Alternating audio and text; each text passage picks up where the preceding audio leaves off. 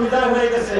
আপনারা জানেন ইতিহাস বলে ফ্যাসিজম ফ্যাসিস্টরা একবার বিদায় হলে আবার ক্ষমতায় ফিরে আসে না। এই দেশও সেটা হবে না। বিভ্রান্ত হওয়ার কোনো কারণ নেই।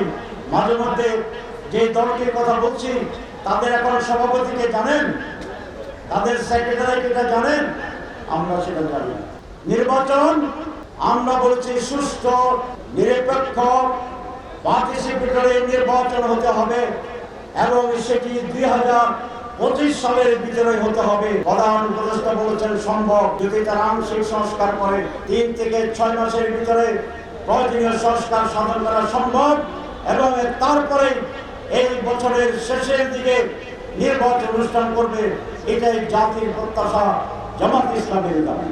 আমাদেরকে বলা হয় নারীর অধিকার থাকবে কিনা, আমার পরিবারে নারীরা চাকরি করতে পারবে কিনা। আমার পরিবারে আমার স্ত্রী একজন প্রফেসর রেডিওলজিস্ট, তিনি হেড অফ দ্য ডিপার্টমেন্ট, তিনি চাকরি করেন। আমার মেয়ে একজন ডাক্তার প্রফেসর, তিনি চাকরি করেন। আমার দ্বিতীয় মেয়ে এক ইউনিভার্সিটির টিচার, তিনি চাকরি করেন। আমার ছোট মেয়ে একটা আর্কিটেক্ট, তিনি চাকরি করেন। তাহলে আমরা ক্ষমতা আসলে যদি চাকরি করে না যায় তাহলে আমার পরিবারই তো চাকরি দিতে পারছে না। এটি আমাদের বিরুদ্ধে অপপ্রচার।